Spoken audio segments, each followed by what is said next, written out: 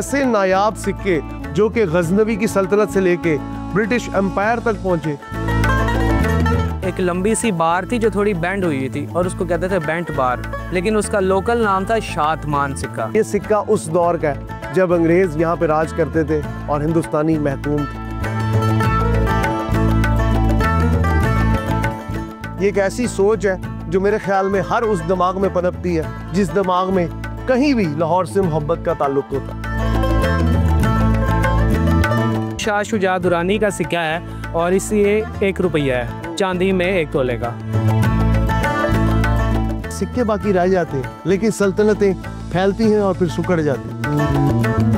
ये वो पाई थी जिसके मोहताज जमाने के बादशाह और गदा सब थे।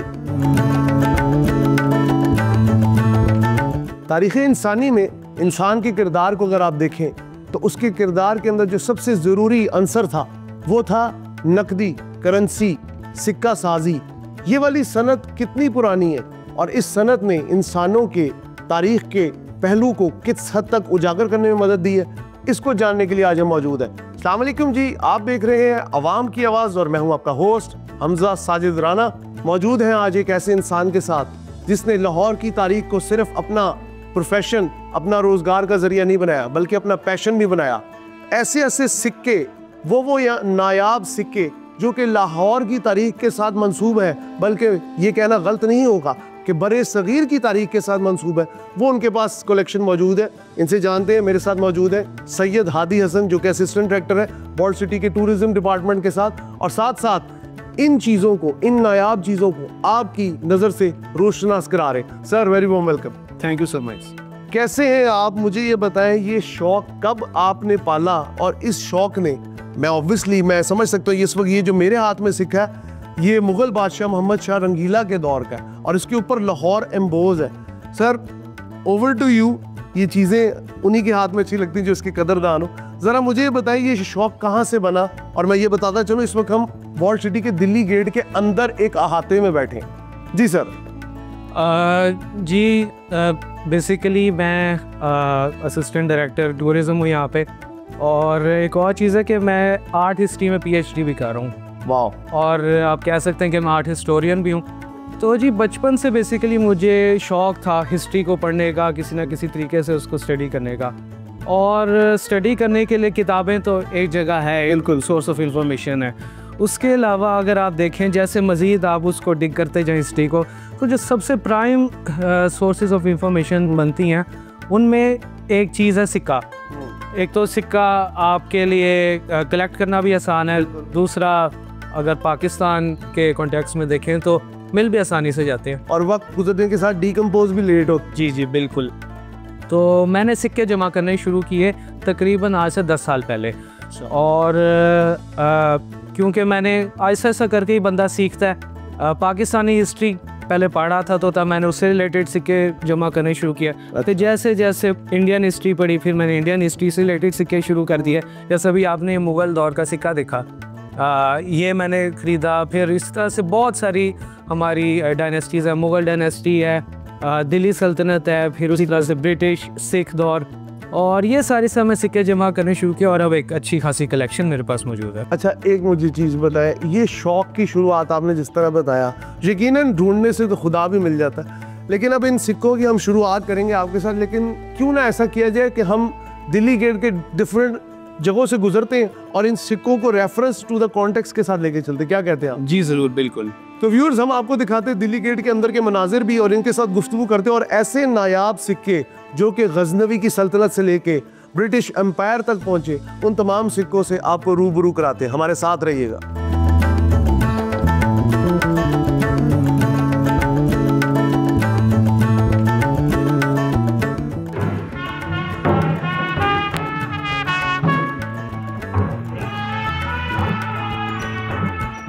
अच्छा हसन साहब, मुझे ये बताएं, इस वक्त हम मौजूद है सबील वाली गली में, तो कोई मुगलिया दौर का और कोई सिक्का जो आप डिपिक्ट करना चाहें, दिखाना चाहें, क्योंकि मुगलिया दौर ऑलमोस्ट 300 से 400 साल पे मुहित है, क्या कहेंगे? जी, ये कुछ सिक्के मैंने इस हवाले से रखे हुए हैं। अब एक तो शहर भी हमारा 2000 साल से ज़्यादा पुराना है, तो सिक्के भी ढूंढने में थोड़ी देर लगेगी। मेरे ख्याल में हम सामने चल के बैठते हैं, सुकून से बैठ के बात करते हैं। मुझे एक और चीज़ बताएं, सिक्का साजी की जो सनत है, ये मेरे ख्याल में आज से करीबन अगर हम देखें तो 5000 कबल मसीह या बिफोर क्राइस्ट के भी हमें एक सिक्के मिलते हैं। यहाँ पे बैठ के ज़रा मुझे बताएं, अब आपके पास मुगलिया दौर का कौन सा सिक्का है?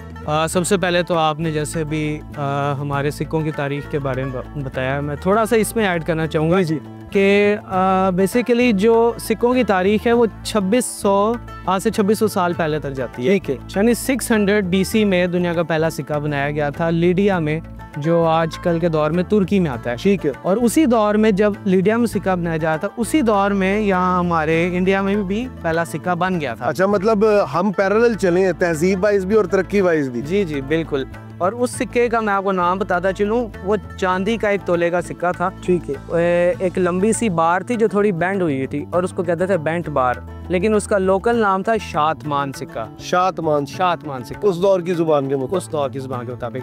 तो अभी हम बात कर रहे थे कि कौन सा सिक्का इस पॉइंट के हिसाब से मेरे पास, तो ये आप देखें, ये सिक्का है मलका विक्टोरिया का। मलका विक्टोरिया का क्यों?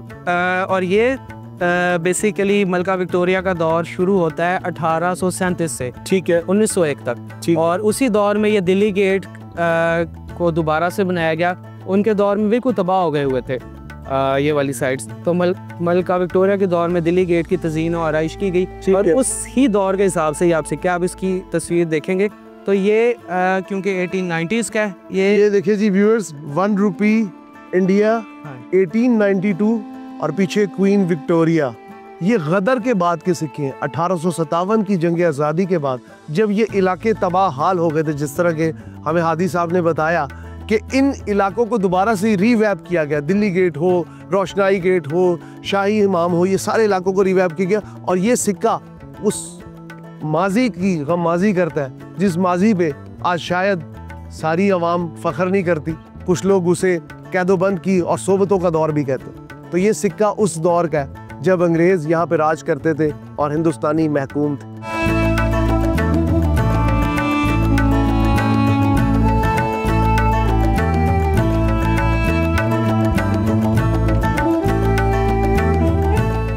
जब दूरियां सिमट जाएं तो फ़कत बाकी रह जाती है मोहब्बत। मौजूद है एक ऐसी गली में जिसको यहाँ पे उर्फ़े आम मोहब्बत वाली गली, निकाह वाली गली कहा जाता है। लेकिन आदि साहब, ये सिक्का काफ़ी मिजरेबल कंडीशन में, मेरे ख्याल में इस गली की तरह ही तंगो तारीख है, लेकिन शायद अपने पीछे एक बहुत ताबनाक माजी रखता है। ये किस दौर का है? जी, ये बेसिकली इसकी आपने बात की मिजरेबल कंडीशन है क्योंकि सिक्का भी 1000 साल पुराना है और ये है गजनवी दौर का। गजनवी दौर, महमूद गजनवी का बेटा था मसूद गजनवी।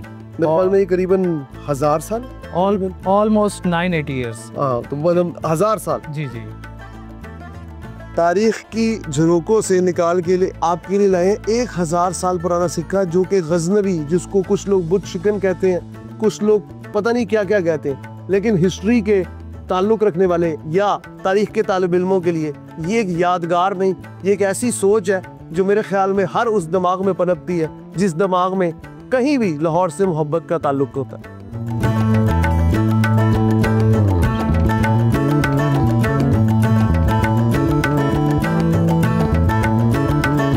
जी व्यूअर्स, इस वक्त हम मौजूद हैं मुगला दे खूह दे कोल और मेरे साथ मौजूद हैं हादी साहब। हादी साहब यहाँ पे एक और सिक्के से, एक और तारीख से आपको रोशनास कराएंगे।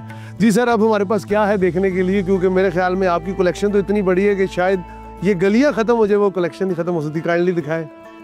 दरअसल अभी हम मौजूद हैं गली सूरजन सिंह में ही, और गली सूरजन सिंह में थोड़ी सी हवेलियाँ आपको मिलती हैं और इसका आपको ताल्लुक मिलता है सिख दौर से। बिल्कुल। तो अब मेरे पास जो सिक्का है ये है शाह शुजा दुरानी का। अब आप कहेंगे कि शाह शुजा दुरानी का क्या ताल्लुक है उसके साथ, सिख दौर के साथ। तो एक थोड़ी सी मैं आपको हिस्ट्री बताऊँ इसकी कि कोहिनूर की अगर हम हिस्ट्री की बात करें तो वो कदीम दौर से तकरीबन 1300 से चलते चलते आया था अफ़गानों के पास। बिल्कुल ऐसी। अब अफ़गानों की डायनेस्टी थी दुरानी डायनेस्टी, अहमद शाह अब्दाली की। उनके एक बादशाह थे, उसका नाम था शाह शुजा दुरानी। अब वो आया था यहाँ आके लाहौर में रहा था, तो शाह शुजा दुरानी के पास कोहिनूर ही रहा था।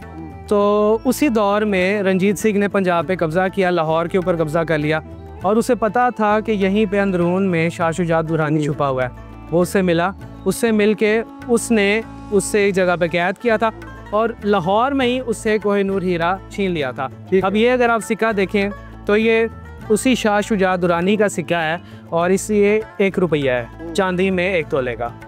ये वो सिक्का है जो डिपिक्ट करता है दुर्रानी सल्तनत को। वो दुर्रानी सल्तनत जिसने अफगानिस्तान से जब उठी तो उसकी घटा टोप साये, या आप कह सकते हैं उन जगो जदल के साहिल, वो मरहट्टों से लेकर दुर्रानियों से लेके अहमद शाह अब्दाली तक पहुँचे और ये सिक्का आज हादी भाई तक पहुँचा है। और हादी भाई ने तारीख़ के तालिब इल्म होने की हैसियत से ये ज़रूरी समझा कि आप तक ये नायाब सिक्का, या ये नायाब, मैं तो इसे कहूँगा ये कोहिनूर से भी ज़्यादा इम्पोर्टेंट है, क्योंकि कोहिनूर दिखाकर आप अपनी सल्तनत लुटवा सकते थे, लेकिन ये सिक्का दिखाकर आप किसी की ज़िंदगी तो बचा सकते। करने निकला था मैं इनसे सिक्कों की बात, पुराने दौर की हर उस करेंसी की याद लेने निकला था, लेकिन एक ऐसे कूचे में हम आगे बैठ गए। हादी भाई ज़्यादा बेहतर बताएंगे। सुनने में आया है कि ये दर 500 साल पुराना है।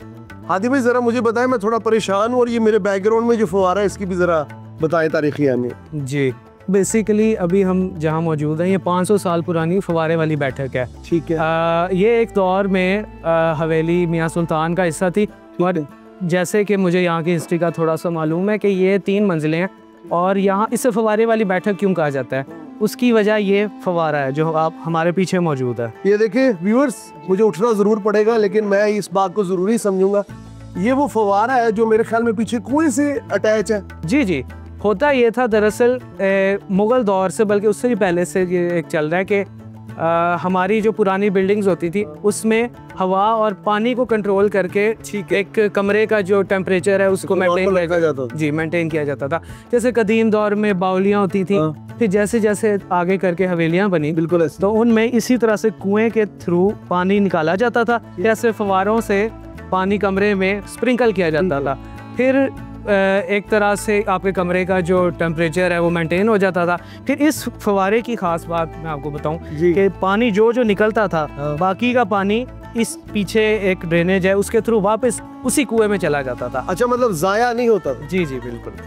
सोचने समझने की बात यह है, या अगर आपको फ्रेम में एक चीज़ हिलती हुई नजर आ रही है, ये है उस दौर का दस्ती पंखा जिसको चलाने के लिए खुदाम होते थे, और वो खुदाम दिन रात इस बात की फिराक में रहते थे कि हमारे जो सामने वाला है या जिसके हम खिदमतगार हैं उसकी राहत का बायस बने। ये तो ये वो एसी है जिसके लिए इंसान की एक पूरी मुशक्कत लगती थी, लेकिन अंदर वाला एक राहत और सुकून का वक्त गुजारता था। ये हमने बताना ज़रूरी इसलिए समझा कि सिक्कों की बात तो चलती रहेगी, लेकिन ये 500 साल पुराना दर, ये 500 साल पुराना पटवार खाना इस बात को याद कराता है कि उस दौर में भी जो इंजीनियरिंग थी वो अपने एक टॉप नॉच लेवल पे थी।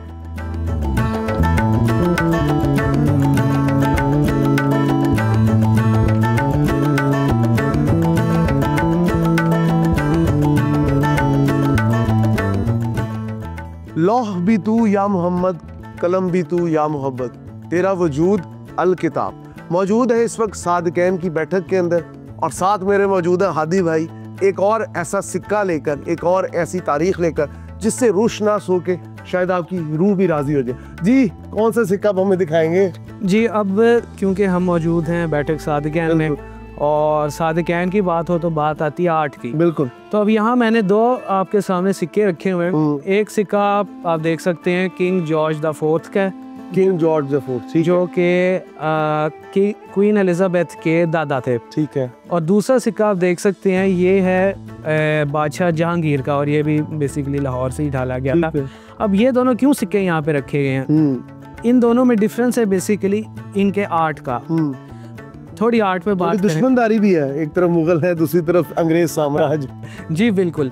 लेकिन अगर हम इसकी थोड़ी सी आर्ट की बात करें तो इसके इनको ढाले जाने के बारे में थोड़ा सा हम डिस्कस करते हैं कि बेसिकली अगर हम मुग़ल दौर की बात करें तो उस दौर में ये जो हमारे सिक्के थे उनको ढालने का तरीका थोड़ा डिफरेंट था। उससे कहते हैं पंचिंग मेथड। ठीक है। यानी 2 डाइज होते थे, एक डाई के ऊपर एक साइड का पैटर्न होता था, उस पे एक ये चांदी की एक प्लेट रखी जाती थी, ठीक है, फिर दूसरा डाई ऊपर रख के हथौड़ा मारा जाता था, जिससे एम्बोज हो जाता था, एम्बोस हो जाता था, ठीक है, जिसे कहते हैं डाई पंचिंग मेथड। ठीक है। जबकि दूसरी तरफ आपको जो किंग जॉर्ज द फोर्थ का सिक्का नजर आ रहा है 1919 का, 1919 का, ये भी चांदी का है, लेकिन यहाँ पे आके मशीनी दौर शुरू हो गया था, ठीक है, और मशीन से जहाँ पहले हम हाथ के थ्रू काम किया करते थे, वहाँ पे आके मशीन से एक ही तकरीबन 1 मिनट में सैकड़ों सिक्के ढाले जा सकते हैं मिनट के अंदर, ये टकसाल के अंदर बनते। एग्जैक्टली। और इनका आर्ट पे अगर आप देखें तो यहाँ सारा काम आपको नज़र आएगा नस्तालीक खताती में और फ़ारसी ज़ुबान में। और इसकी नस्तालीक क्यों? क्योंकि नस्तालीक का बेसिकली मतलब ही उसके लिए एक वर्ड यूज़ होता है उरूसुल ख़तात, उरूसुल ख़त, यानी ख़तों की दुल्हन। और मुगलों ने स्पेशली इस ख़त को चुना क्या बात के अपने सिक्कों पे। अच्छा आदिल भाई, जी सॉरी कता कलामी के लिए माजरत, इसके ऊपर बाकायदा नूरुद्दीन, मेरे ख्याल में शायद जहांगीर का नाम भी इम्पोज है, जी, और पीछे लाहौर का नाम भी इम्पोज है। मेरे ख्याल में फ़ारसी एक ऐसी ज़ुबान थी जिसने, कहते हैं ना, हमारे जो हमारा माजी था उसकी बहुत अच्छी डिपिक्शन की है। वो एक लाइन है ना, पादशाही राशनीदम बासीरी इशारत कर, एक बादशाह ने एक कैदी को कत्ल करने का हुक्म दिया। तो आज हम तारीख के कैदी हैं, और तारीख की इस कैद से ये यूनिक और ये बिल्कुल जिसे कहते हैं ना नायाब सिक्के आपके लिए लाए हैं। और इन भाई की जो खिदमात है वो बड़ी गिरा कदर है। बेशक तारीख के साथ जुड़े हुए हैं, अपनी रोजी रोटी भी उधर से कमाते हैं, लेकिन आप लोगों के लिए जो चीज़ लेके आए यकीनन बहुत वर्थ इट है।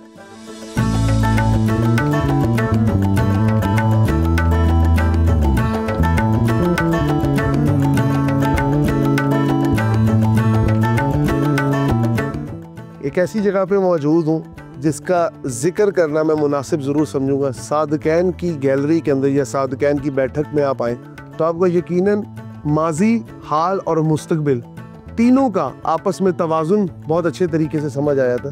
सर ये कौन सा सिक्का है? ये तो मुझे की चेन लग रहा है। जी बिल्कुल, ये की चेन लगने वाला सिक्का जो है ये एक पाई का है। जैसे कि आपने सुना होगा कि एक दौर में पाइयाँ और आने चलते, बिल्कुल ऐसे। तो ये पाकिस्तान बनने से पहले का सिक्का है, ये एक पाई है। और इसकी ख़ास बात यह है कि ये लाहौर का मिंट जो है, जो आज का मिंट है, ये अर्ली 1940s में बन गया था। तो ये वहीं पे ही ये एक पाई ढाली गई थी और ये 1944 की है। कहने का मकसद सिर्फ ये है, इसको देख के मुझे एक मशहूर बात याद आती है जो हर घर में होती है कि मैं तुझे पाई पाई का मोहताज कर दूंगा। तो असल में ये वो पाई थी जिसके मोहताज ज़माने के बादशाह और गदा सब थे।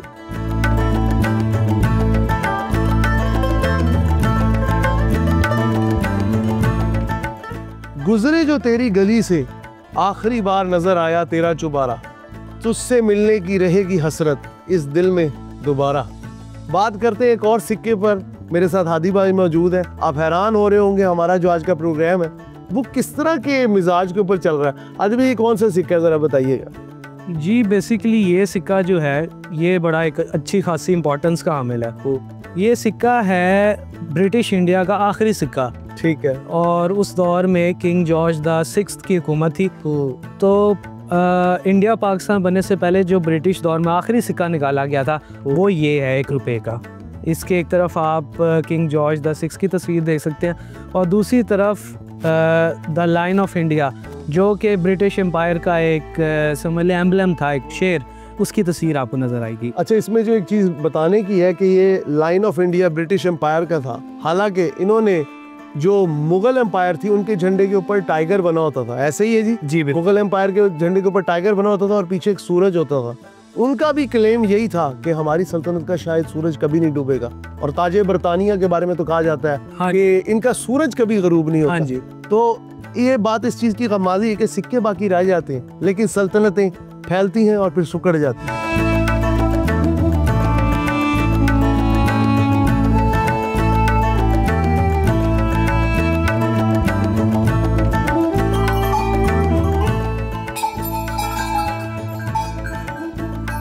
तेरी याद के तसव्वुर ने मुझ नाचीज़ को बना दिया मुसव्विर। मौजूद है सादकैन की बैठक के अंदर। थोड़ा सा बात करेंगे सिक्कों से हटके, क्योंकि सिक्के भी एक आर्ट का नमूना होते हैं। इनसे बात करते हैं। आदि भाई किस जगह ले आए? मुझे तो समझ ही नहीं आ रही, मैं आगाज़ कहाँ से करूँ, इख्तिताम कहाँ से करूँ। अल्फाज हो गए, अंदाज हो गए, लिखने का तरीका हो गया, यहाँ पे तो सब कुछ है। हाँ जी, तो बेसिकली हम हैं जैसा कि पहले हम बात कर चुके हैं बैठक सादकैन में। ठीक है। तो सादकैन कौन था उसके बारे में हमने बात की नहीं। सादकैन बेसिकली पाकिस्तान के अगर आर्ट की बात की जाए तो सबसे जो प्रोमिनेंट तरीन जो नाम आता है जिस आर्टिस्ट का वो है सादकैन। बिल्कुल।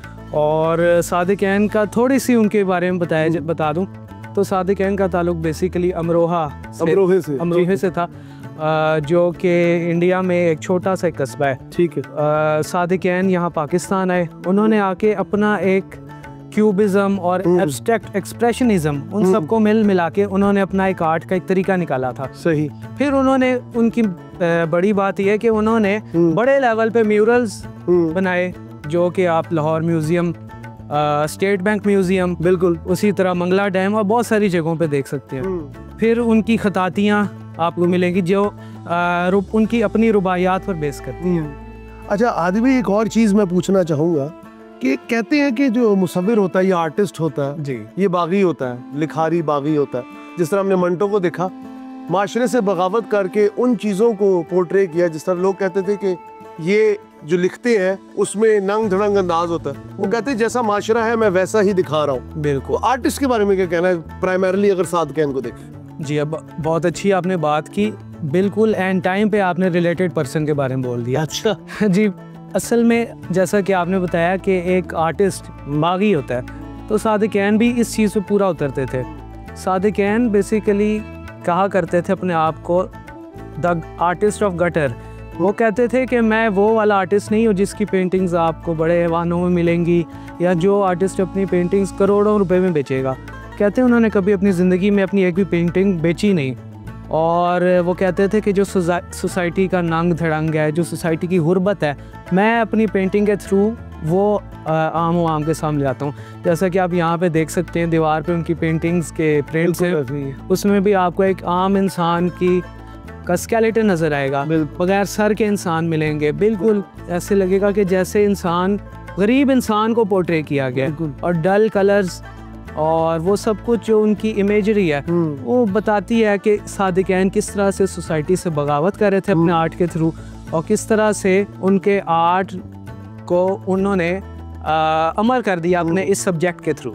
जी, आपकी बातों से तो यही लगता है कि सादकैन भी शायद यही सोचेंगे कि तू मेरी तहरीर में, तख्लीक में अगर मुझे जानना चाहता है या मुझे पहचानना चाहता है तो अपने ज़ाहिर से ज़्यादा अपने बातिन की आँख को खोल। बिल्कुल बिल्कुल।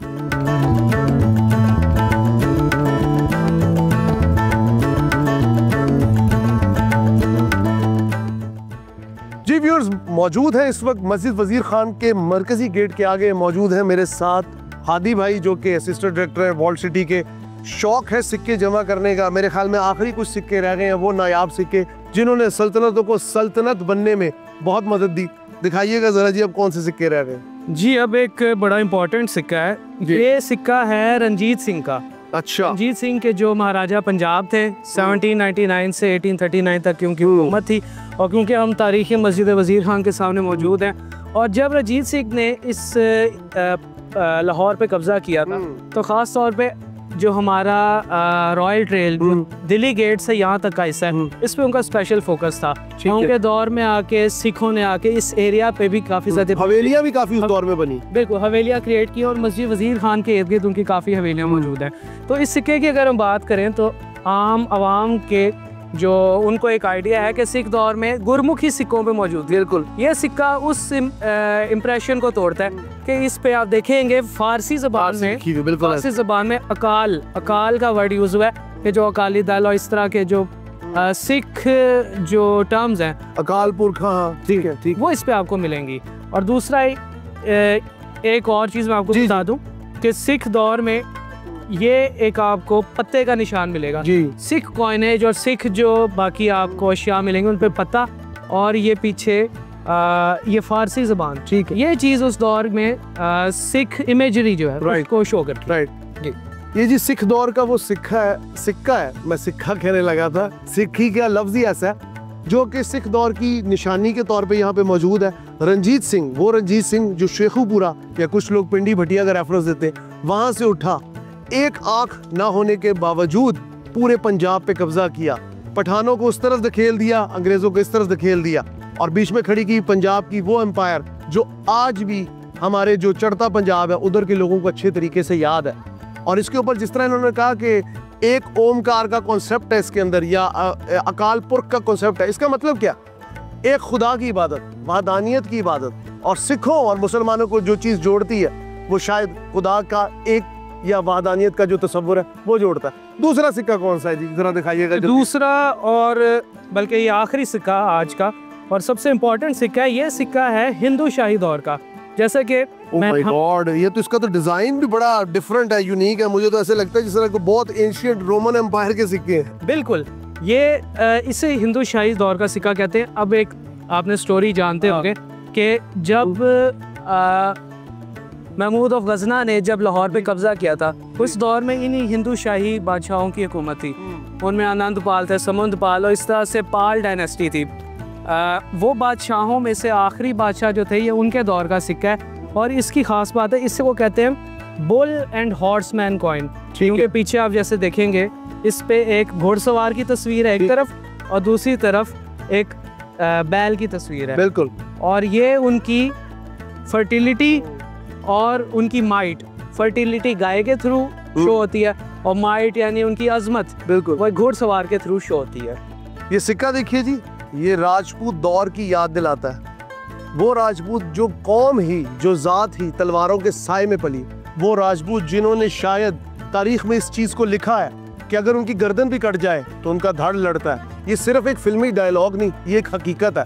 हमने ये देखा कि राजपूत अपनी शानो बान के लिए, अपनी औरत की असमत और इज्जत के लिए जौहर कर लेते हैं, आग में खुद को जला लेते हैं। और तारीख इस बात की गमाजी है कि ये जो सिक्का है, इसके ऊपर जो बने बड़े जिस तरह बैल है या जिस तरह आप कह लें अनाज की एक तशबीह दी गई है, ये इस बात की अक्कास है कि उस दौर में भी इंसान के अंदर इंसानियत थी और वो जो सारी चीज़ें थी वो इन सिक्कों के ऊपर एम्बोज की जाती थी। सबसे एंड में आदि भाई, आज का शो बड़ा डिटेल था, लेकिन आपका शुक्रिया इसलिए अदा करना चाहूँगा कि आपने तारीख को ना, ये सिक्के बड़ी दुनिया इकट्ठी करती है, लेकिन जो लाहौर शहर है, मेरे ख्याल में लोग कहते हैं ना ये जो लाहौर से मोहब्बत है वो किसी और से मोहब्बत है, ये लाहौर से जो मोहब्बत है वो लाहौर से मोहब्बत है। और आपने इस मोहब्बत का सबूत दिया। Thank you so much for your time. बल्कि ये सिक्के भी आप रखे, नायाब और नादिर चीज़ें, बड़े नायाब और जिसे कहते हैं ना कीमती लोगों के हाथ में रहना चाहिए। उम्मीद है आपको हमारा आज का सेगमेंट पसंद आया होगा। आज के सेगमेंट का सिर्फ मकसद ये था कि आपको सिक्कों की दुनिया से, जो आप कैसे हैं धातों की दुनिया से रोशनास कराया जाए, ऐसे लोगों से मिलाया जाए जो ऐसे नायाब शौक रखते हैं, जिन शौक का मेरे ख्याल में कोई मोल भी नहीं और कोई समझौता भी नहीं है माशरे के साथ। सिर्फ वो चाहते ये है कि आप तक एक ऐसी इंफॉर्मेशन पहुंचे, ऐसी मालूमात पहुंचे उस दौर की, वो जो यादगार है। क्योंकि देखें, उस दौर की तस्वीरें शायद धुंधली हो गई। ये सिक्का वाहिद चीज़ है जो उस दौर की याद, उस दौर का जो कहते हैं ना एक तखय्युल, वो आपके ज़हन में बहुत बेहतर बनाता है। अपने कीमती फीडबैक से हमें ज़रूर आगाह करिएगा। प्रोग्राम आवाम की आवाज़ के साथ अपने होस्ट हमजा साजिद राना को इजाज़त दीजिए। अल्लाह हाफ़िज़।